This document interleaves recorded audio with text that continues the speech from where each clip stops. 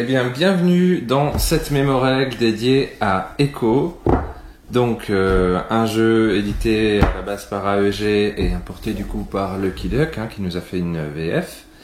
Voilà. Alors, pour rappel, une mémo-règle, ce n'est pas une vidéo-règle la plus didactique possible, mais au contraire, on va essayer de faire le plus concis et le plus rapide possible.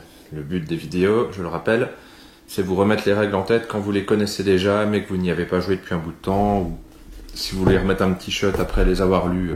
Voilà, donc c'est mon but, c'est de faire le plus rapide possible. Alors on commence tout de suite avec la mise en place du jeu. Donc pour commencer, assemblez le plateau du côté qui vous conviendra le mieux pour jouer. Donc les deux faces sont identiques, je crois qu'il y en a une qui serpente et l'autre qui est plus linéaire. Donc vous placez à proximité de tous les joueurs. Vous sortez les pions éléments, vous vérifiez qu'il y a bien les 40 et vous les mettez dans le sac. On sort les pions arbres, les pions montagne. Vous sortez également les réserves de cubes ainsi que les réserves d'animaux. Chaque joueur choisit ensuite sa couleur et prend un cadran de la couleur qu'il a choisi et récupère son cube dans les cubes.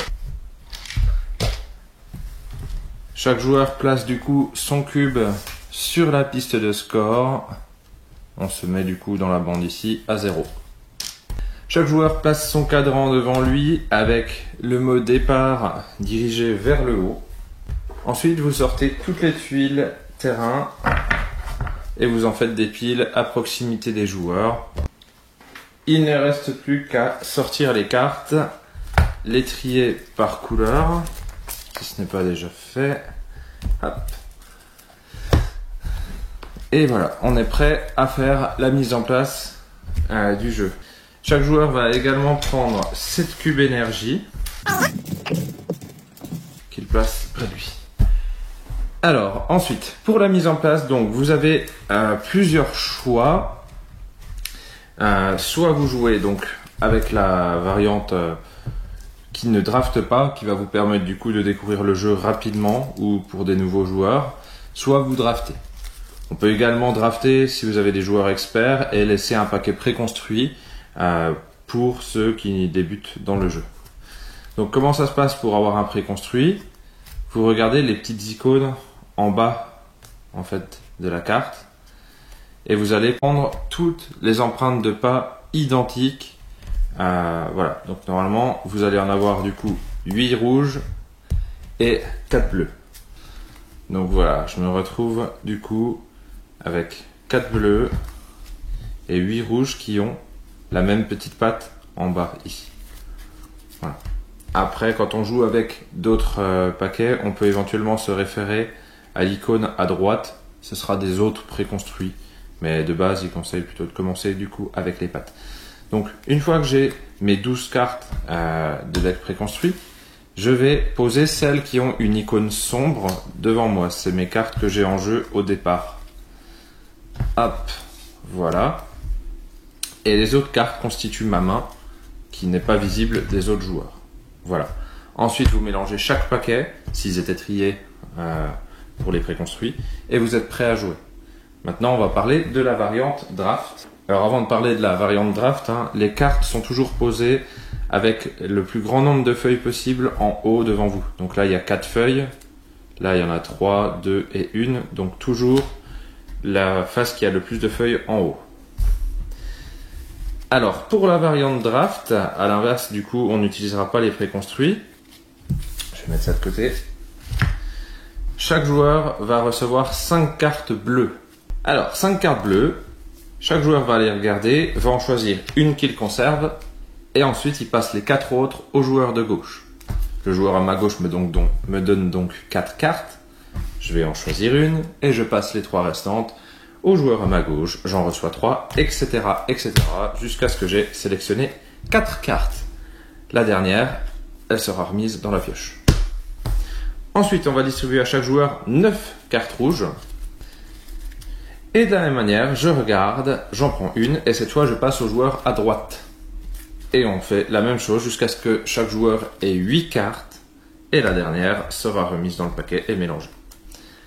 Cela va donc me donner 12 cartes également. Et sur ces 12 cartes, je vais choisir les 3 que j'aurai en jeu au départ. Voilà, il n'y a plus ces histoires de petites pattes en préconstruit, mais vous choisissez du coup vos 3 cartes. Voilà pour la mise en place, vous êtes prêts à jouer.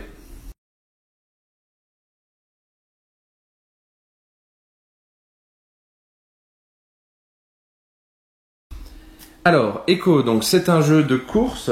Au début de la partie, il va falloir choisir si vous jouez en 60 points, ou ce qui est une partie rapide, ou en normal, c'est-à-dire une partie en 80 points. Donc les joueurs vont jouer, on va enchaîner les manches. Il n'y a pas de tour de joueur dans ce jeu. On va enchaîner les manches jusqu'à ce qu'un joueur atteigne 80 points, ou plus.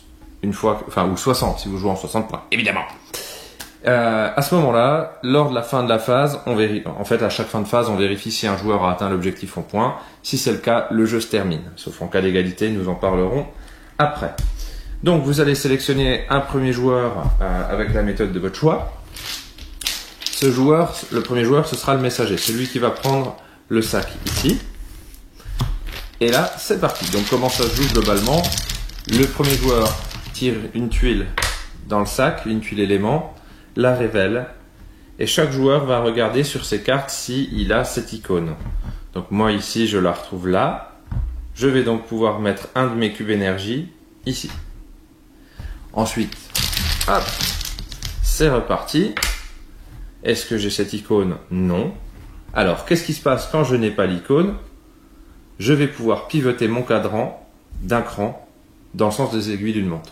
Donc là les flèches qui vous indiquent, pour ceux qui n'ont pas d'aiguille sur leur montre. Voilà, donc je rappelle, quand le messager tire une tuile, c'est tous les joueurs qui vont pouvoir placer leur cube sur leur carte. Alors, si je n'ai pas l'icône, je pivote mon cadran. Je peux également le pivoter si j'ai pas envie de mettre le cube.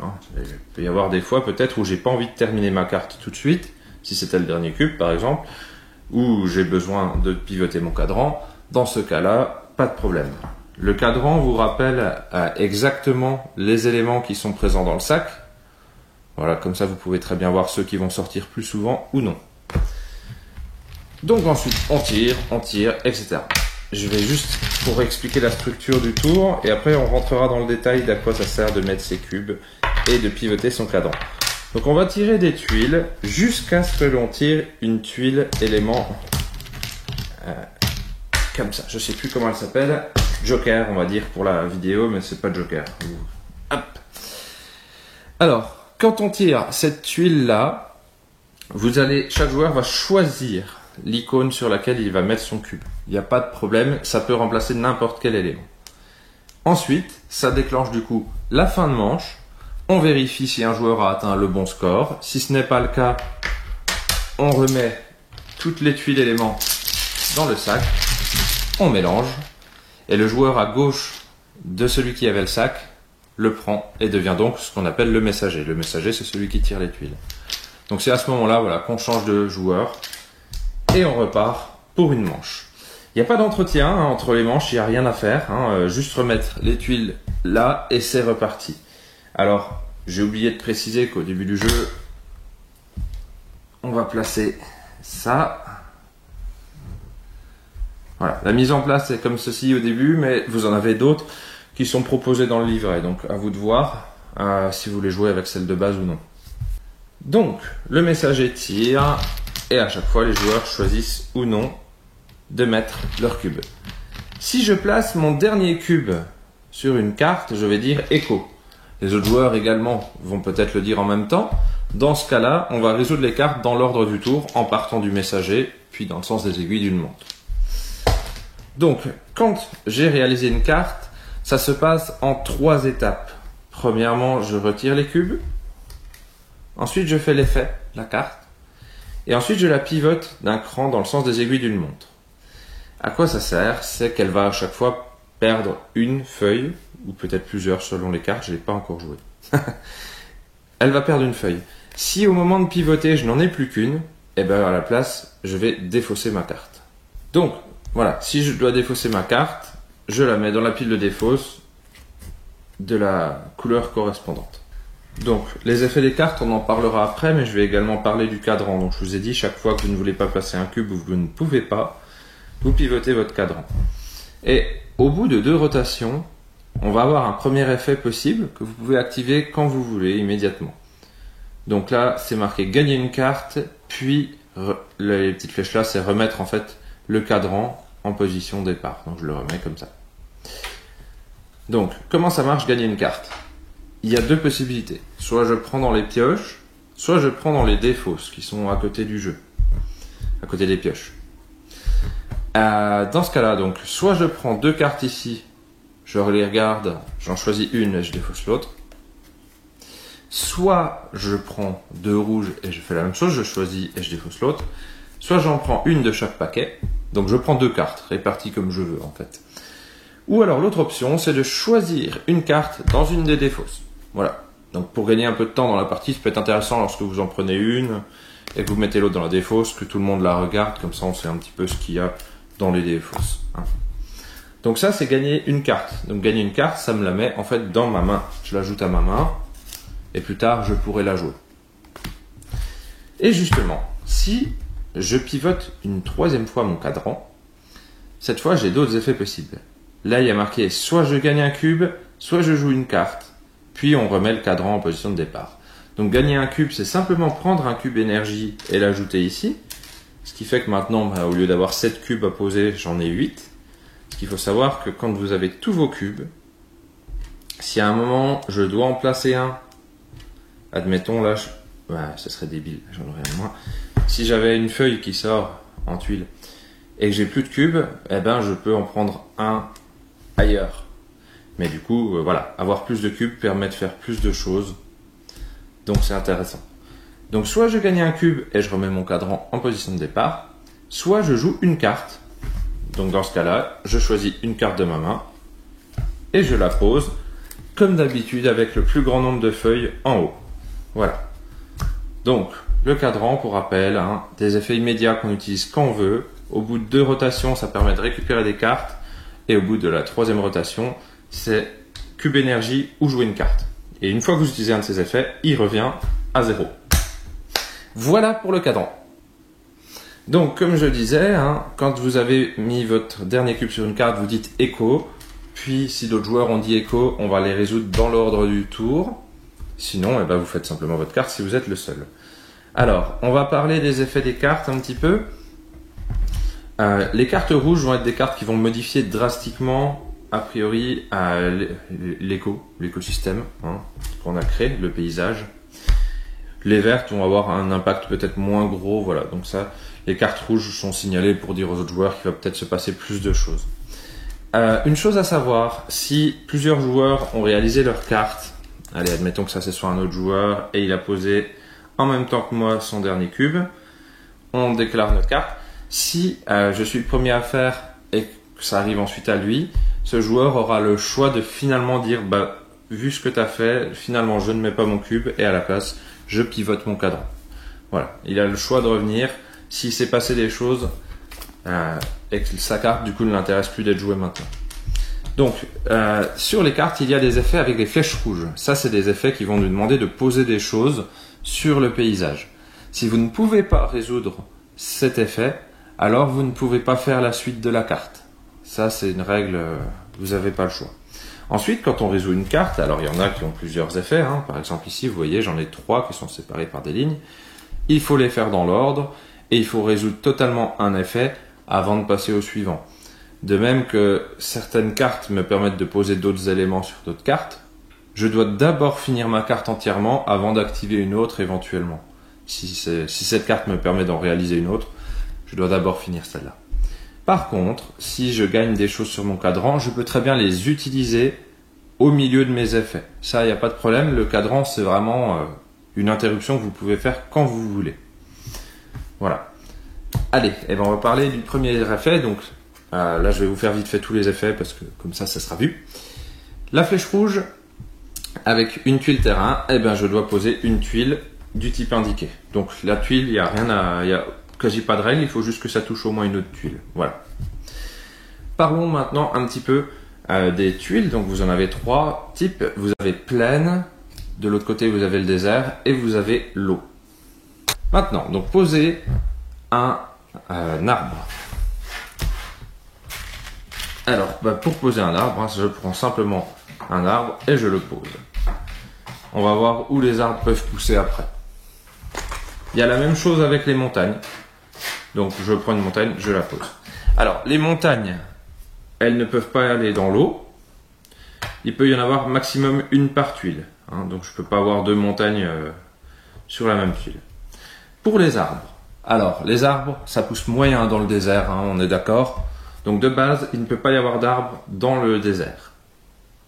Il peut y en avoir un dans une plaine. Et chaque montagne rajoute, en fait, la possibilité d'avoir un arbre. Donc, là, il ne peut pas y en avoir, mais comme il y a une montagne, je peux en mettre un. Là, il ne peut pas y en avoir. Là, il y a une plaine, je peux en avoir un. Et là, il y a une plaine et une montagne. Donc, je peux en avoir 2. Donc voilà, de base, 0 dans le désert, 1 dans la plaine. Et puis, chaque montagne rajoute la possibilité d'avoir un arbre en plus. Voilà pour les arbres. Ensuite, qu'est-ce qu'on peut placer sur le terrain? On peut placer des animaux, comme on le voit avec cette carte. Alors, les animaux, comment ça marche? Admettons que je choisisse l'antilope ici. Sur les pions, alors c'est assez petit, je vous glisserai peut-être une photo. Il y a le type de terrain indiqué dans l'angle. Je vais peut-être rapprocher. Hop. Voilà, pour un zoom.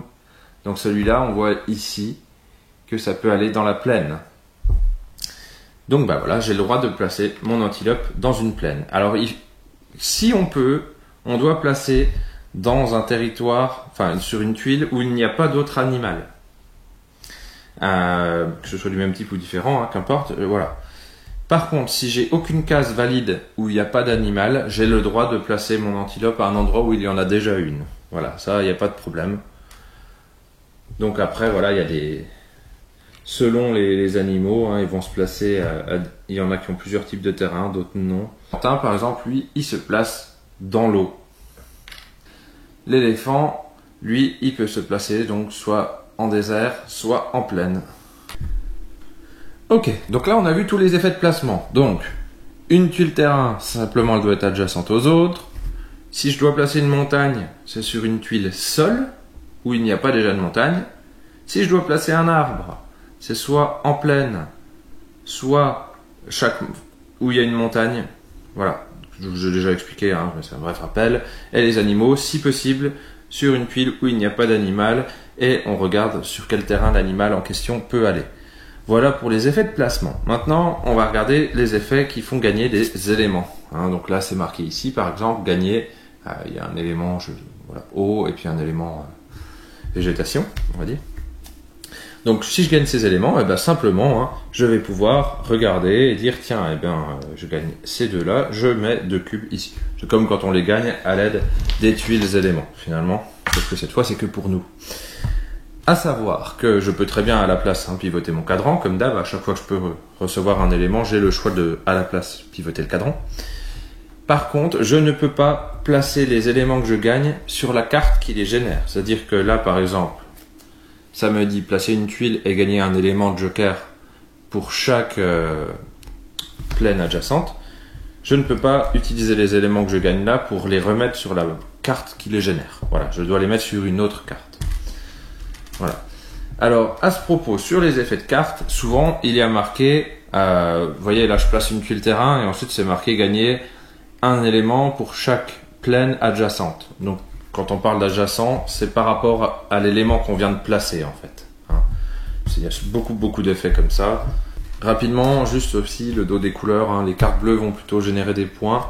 Les cartes rouges vont plutôt ajouter des choses sur le terrain, à dos rouge. Voilà. Donc quand vous piochez, voilà, selon ce que vous désirez, sachant que certes ça fait plus de points, mais il va bien falloir placer des éléments pour scorer des points à la fois, donc ça se complète évidemment.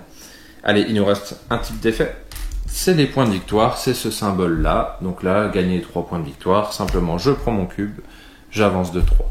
Si j'atteins 60 ou 80 points, selon les parties que vous avez choisies, j'annonce quand même aux autres joueurs, histoire qu'ils se rendent compte que la partie va se terminer à la fin de la manche. Ensuite, il y a des cartes qui permettent de déplacer des animaux. Quand on déplace un animal, alors, il y a moins de règles. C'est-à-dire que mon antilope, qui par exemple ne peut être que dans les plaines de base, je vais pouvoir la déplacer dans un désert. Pas de problème. Simplement, un animal qui n'a pas l'icône terrain eau ne pourra jamais se déplacer dans l'eau. Donc il peut aller sur d'autres types de terrain que celui qu'il a de base, mais s'il n'a pas d'icône aquatique sur lui, il ne peut pas aller dans l'eau. Et également, un animal qui n'a que l'icône eau ne peut pas se déplacer sur des tuiles seules, que ce soit plaine ou désert. Voilà, donc un animal qui n'a que l'icône eau, il reste dans l'eau, et des animaux qui n'ont que des icônes de sol restent sur le sol. Mais par contre, voilà, ils peuvent changer éventuellement de terrain, ils peuvent se déplacer là où il y a déjà d'autres animaux, hein, et donc le nombre de déplacements autorisés est indiqué sur votre carte, hein, donc ça se compte en nombre de tuiles. Voilà. Donc, si j'ai un déplacement de 2 avec mon antilope, je ne peux pas dire 1, 2. Hein, certes, j'arrive sur le bon terrain, mais comme je ne peux pas traverser l'eau, je suis obligé de faire le tour. Voilà pour les déplacements.